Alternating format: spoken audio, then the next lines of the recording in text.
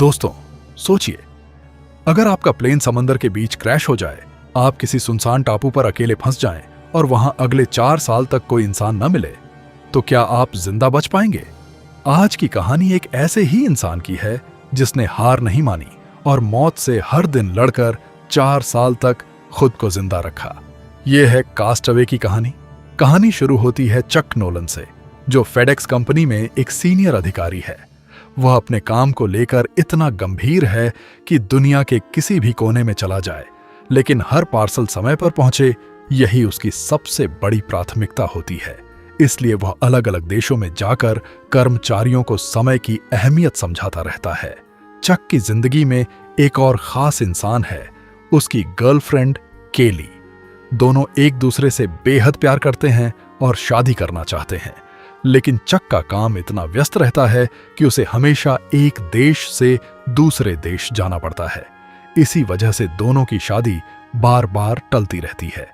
Christmas का समय आ चुका होता है। केली चाहती है कि इस बार चक उसके साथ त्योहार मनाए, लेकिन तभी कंपनी से एक जरूरी कॉल आ जाता है। चक को तुरंत मलेशिया जाना पड़ता है। वह केली से वादा करता है कि चाहे कुछ भी हो जाए, न्यू ईयर से पहले वापस लौट आएगा। जाते समय दोनों एक दूसरे को क्रिसमस गिफ्ट देते हैं। केली चक को एक घड़ी देती है जिसमें उसकी तस्वीर लगी होती है। चक उस घड़ी को अपने लिए सबसे कीमती चीज मानकर संभाल लेता है। चक फेडेक्स के कार्गो विमान से मलेशिया के लिए रवाना हो जाता है। शुरुआत में सब कुछ सामान्य रहता है, लेकिन जब विमान प्रशांत महासागर के ऊपर पहुंचता है, तभी मौसम अचानक खराब हो जाता है। कुछ ही पलों में भयानक तूफान आ जाता है और देखते ही देखते विमान अपना संतुलन खोने लगता है। दोस्तों, अगर आपको लगता है कि आप ऐसी मुश्किल परिस्थिति में भी हिम्मत नहीं हारेंगे, तो अभी कमेंट करके सिर्फ यस लिखिए। और वीडियो पसंद आ रही है तो एक लाइक जरूर कर दीजिए। अब देखते हैं कि चक के साथ आगे क्या होने वाला है। कुछ ही सेकंड में विमान जोर जोर से हिलने लगता है। पायलट पूरी कोशिश करता है कि किसी तरह विमान को संभाल ले, लेकिन तूफान इतना भयानक था कि किसी की भी कोशिश काम नहीं आती। अचानक विमान का एक इंजन फेल हो जाता है। इसके बाद दूसरा इंजन भी जवाब दे देता है। अब पायलट समझ जाता है कि विमान को बचाना लगभग नामुमकिन है। वह सभी लोगों को तुरंत अपनी सीट बेल्ट बांधने के लिए कहता है। चक भी अपनी सीट कसकर पकड़ लेता है। अगले ही पल विमान बेकाबू होकर सीधे प्रशांत महासागर में गिर जाता है। विमान पानी से टकराते ही उसके कई टुकड़े हो जाते हैं। चारों तरफ सिर्फ पानी ही पानी था। चक किसी तरह अपनी सीट बेल्ट खोलता है, लेकिन तेज लहरें उसे बाहर निकलने ही नहीं देती। काफी संघर्ष के बाद वह विमान से बाहर निकलने में सफल हो जाता है, लेकिन मुश्किलें यहीं खत्म नहीं होती। समंदर की विशाल लहरें उसे खिलौने की तरह इधर उधर फेंकने लगती हैं। वह किसी तरह एक लाइफ राफ्ट तक पहुंचता है और उसमें बैठ जाता है। पूरी रात तूफान उसे समंदर में इधर उधर बहाता रहता है। अगली सुबह जब उसकी आंख खुलती है तो वह खुद को एक सुनसान टापू पर पाता है। चारों तरफ सिर्फ समुद्र, पहाड़ और नारियल के पेड़ थे, लेकिन इंसान का नामो निशान तक नहीं था। चक जोर जोर से मदद के लिए चिल्लाता है। उसे उम्मीद थी कि शायद कोई उसकी आवाज सुन ले, लेकिन वहां उसकी आवाज सुनने वाला कोई नहीं था। कुछ देर बाद उसे एहसास हो जाता है कि वह इस टापू पर बिल्कुल अकेला फंस चुका है। वह तुरंत समुद्र किनारे रेत पर बड़े बड़े अक्षरों में हेल्प लिख देता है, ताकि अगर कोई हेलीकॉप्टर या विमान ऊपर से गुजरे तो उसे देखकर समझ जाए कि यहाँ कोई जिंदा इंसान मदद का इंतजार कर रहा है। इसके बाद वह पूरे टापू का चक्कर लगाता है। उसे उम्मीद थी कि शायद उसके साथ कोई और भी बच गया हो, लेकिन काफी देर तलाश करने के बाद भी उसे कोई नहीं मिलता। तभी उसकी नजर किनारे पर पड़े कुछ फेडेक्स के पार्सलों पर पड़ती है। ये वही पार्सल थे जो विमान हादसे के बाद बहते हुए इस टापू तक पहुंच गए थे। चक सारे पार्सल इकट्ठा कर लेता है। उसे उम्मीद थी कि शायद इनमें खाने पीने की कोई चीज मिल जाए, लेकिन फिलहाल वह उन्हें खोलता नहीं। वह सोचता है कि पहले बचाव दल जरूर आएगा, इसलिए अभी इन्हें संभाल कर रखना ही बेहतर होगा। लेकिन उसे बिल्कुल भी अंदाजा नहीं था कि यह इंतजार कुछ घंटों या दिनों का नहीं, पूरे 4 साल का होने वाला है। अब चक को इस सुनसान टापू पर आए 2-3 दिन हो चुके थे। शुरुआत में उसे भरोसा था कि कंपनी या रेस्क्यू टीम जल्द ही उसे ढूंढ लेगी, लेकिन जैसे जैसे समय बीतने लगा उसकी उम्मीद भी कमजोर पड़ने लगी। इसी दौरान उसकी नजर एक नारियल के पेड़ पर पड़ती है। उसे एहसास होता है कि अगर उसे जिंदा रहना है तो सबसे पहले पानी का इंतजाम करना होगा, क्योंकि समुद्र का खारा पानी पीना मौत को बुलाने जैसा था। वह कई नारियल तोड़कर ले आता है, लेकिन असली मुश्किल अब शुरू होती है। नारियल तोड़ना जितना आसान दिखता है, असल में उतना होता नहीं। चक काफी देर तक पत्थरों से नारियल तोड़ने की कोशिश करता है। कई बार उसके हाथ भी छिल जाते हैं, लेकिन आखिरकार वह एक नारियल खोलने में कामयाब हो जाता है। जैसे ही वह उसका पानी पीता है, उसे थोड़ी राहत मिलती है। अब कम से कम प्यास बुझाने का एक तरीका उसे मिल चुका था। इसके बाद वह अपने पैरों की तरफ देखता है। समुद्र किनारे नुकीले पत्थरों पर चलने की वजह से उसके पैरों से लगातार खून निकल रहा था। जूते भी अब उसके पास नहीं बचे थे, इसलिए वह अपनी पैंट का निचला हिस्सा फाड़कर पैरों पर बांध लेता है ताकि चलते समय थोड़ी कम तकलीफ हो। इसके बाद उसकी नजर टापू की सबसे ऊंची पहाड़ी पर जाती है। वह सोचता है कि अगर ऊपर चढ़कर चारों तरफ देखे तो शायद कहीं कोई जहाज या दूसरा टापू दिखाई दे जाए। बहुत मुश्किल से वह पहाड़ी की चोटी तक पहुंचता है, लेकिन वहां पहुंचकर उसकी सारी उम्मीद टूट जाती है। जहां तक नजर जाती है, चारों तरफ सिर्फ समुद्र ही समुद्र दिखाई देता है।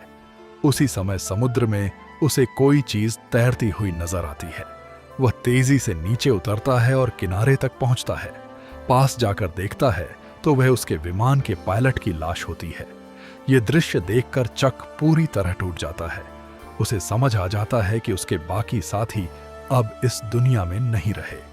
वह अपने साथी को सम्मान के साथ दफनाता है, लेकिन दफनाने से पहले उसके जूते और टॉर्च अपने पास रख लेता है, क्योंकि इस टापू पर अब हर छोटी चीज उसकी जिंदगी बचा सकती थी। धीरे धीरे चक इस नई जिंदगी को समझने लगता है। रात के समय पत्तों पर जमी ओस का पानी इकट्ठा करना, नारियल से प्यास बुझाना और खाने के लिए केकड़े पकड़ना, यही उसकी रोज की दिनचर्या बन जाती है।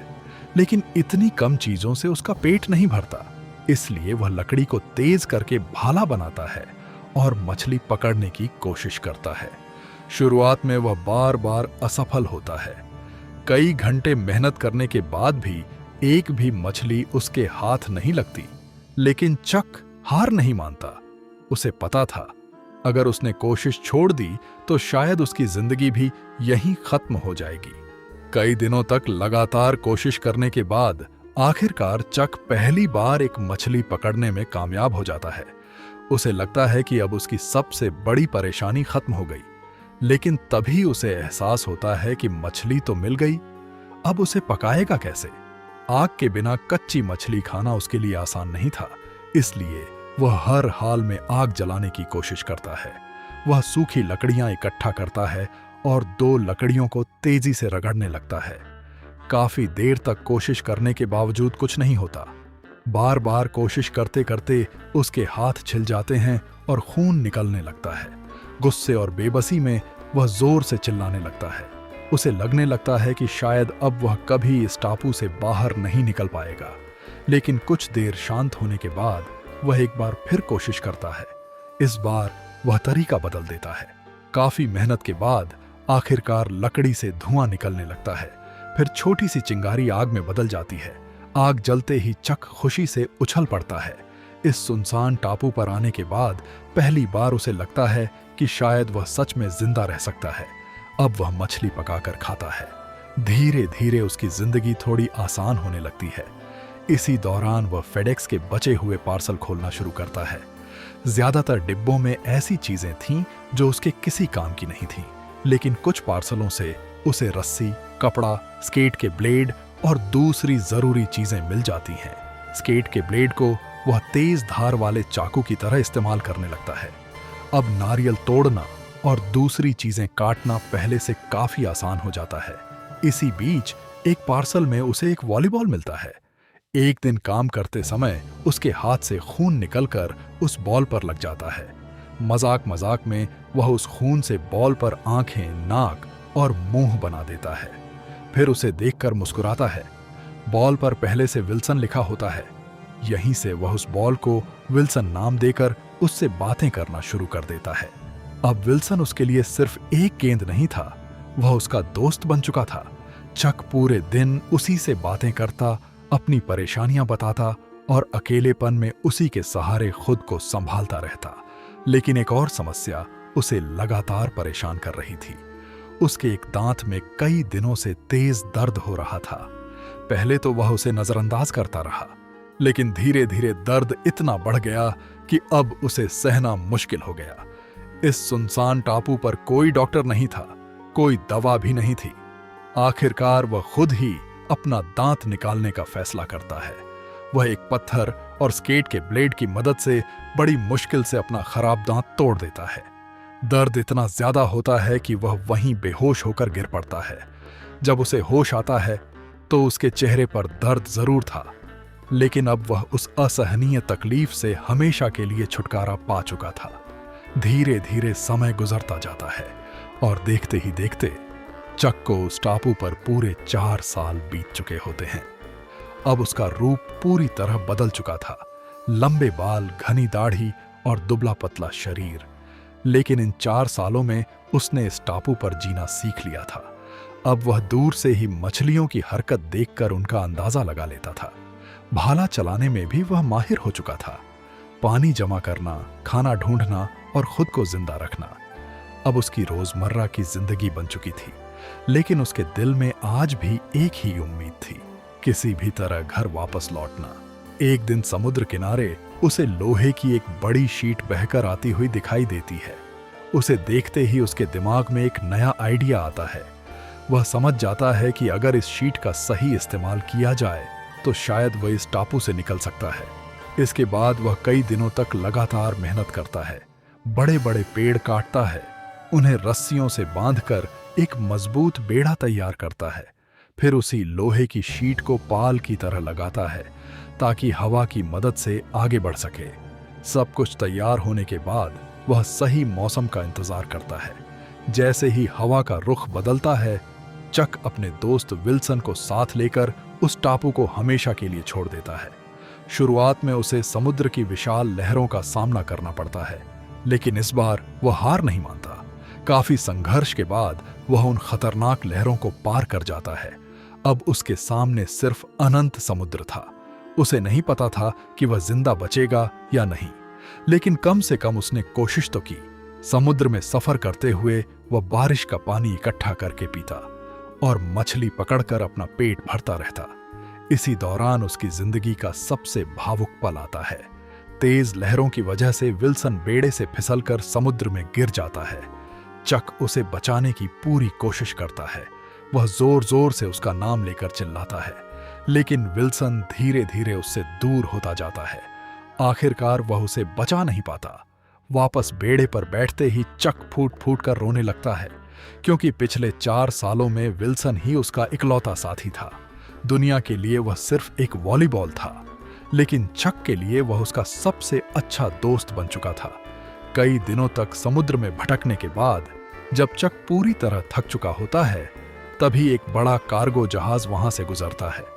जहाज पर मौजूद लोगों की नजर चक पर पड़ जाती है। वे तुरंत उसे बचाकर जहाज पर ले आते हैं। 4 साल बाद आखिरकार चक अपनी दुनिया में वापस लौट आता है, लेकिन यहां आकर उसे सबसे बड़ा झटका लगता है। दुनिया आगे बढ़ चुकी थी। सब लोगों ने मान लिया था कि चक अब इस दुनिया में नहीं रहा। उसके नाम का अंतिम संस्कार भी किया जा चुका था। और सबसे दुख की बात, उसकी गर्लफ्रेंड केली ने भी आगे बढ़कर शादी कर ली थी। अब उसका अपना परिवार और एक छोटी बेटी थी। जब केली और चक इतने सालों बाद एक दूसरे से मिलते हैं तो दोनों खुद को रोक नहीं पाते। दोनों की आंखों से आंसू निकल पड़ते हैं। उन्हें आज भी एक दूसरे से उतना ही प्यार था, लेकिन अब हालात बदल चुके थे। चक समझ चुका था कि वह केली की नई जिंदगी नहीं तोड़ सकता, इसलिए वह चुपचाप उसकी दी हुई घड़ी वापस कर देता है और कहता है, यह तुम्हारे परिवार की निशानी है, इसे तुम्हारे पास ही रहना चाहिए। हालांकि वह उस घड़ी में लगी केली की तस्वीर अपने पास संभाल कर रख लेता है। आखिर में चक एक आखिरी फेडेक्स पार्सल उसके असली मालिक के घर पहुंचाता है। ये वही पार्सल था जिसे उसने 4 साल तक कभी नहीं खोला, क्योंकि उसे लगता था कि किसी का सामान उसकी जिम्मेदारी है। वो पार्सल के साथ एक नोट छोड़ देता है, this package saved my life. इसके बाद चक एक सुनसान चौराहे पर खड़ा होता है। अब उसके सामने 4 अलग अलग रास्ते थे। उसे समझ नहीं आ रहा था कि जिंदगी उसे अब किस दिशा में ले जाएगी। तभी एक महिला वहां आती है और उसे अलग अलग रास्तों के बारे में बताकर चली जाती है। चक मुस्कुराते हुए उसकी गाड़ी को दूर जाते हुए देखता रहता है। उसकी आंखों में फिर से उम्मीद दिखाई देती है। उसे एहसास हो चुका था, जिंदगी कभी रुकती नहीं। एक रास्ता बंद होता है तो कहीं ना कहीं दूसरा रास्ता जरूर खुल जाता है। इसी उम्मीद के साथ कास्ट अवे की यह भावुक और प्रेरणादायक कहानी यहीं समाप्त होती है। अगर आपको यह मूवी एक्सप्लेनेशन पसंद आई हो तो वीडियो को लाइक जरूर करें। कमेंट करके बताइए कि अगर आप चक की जगह होते तो क्या 4 साल तक अकेले जिंदा रह पाते। और ऐसी ही शानदार मूवी एक्सप्लेनेशंस के लिए ड्रीम स्नैप्स को सब्सक्राइब करना बिल्कुल मत भूलिए।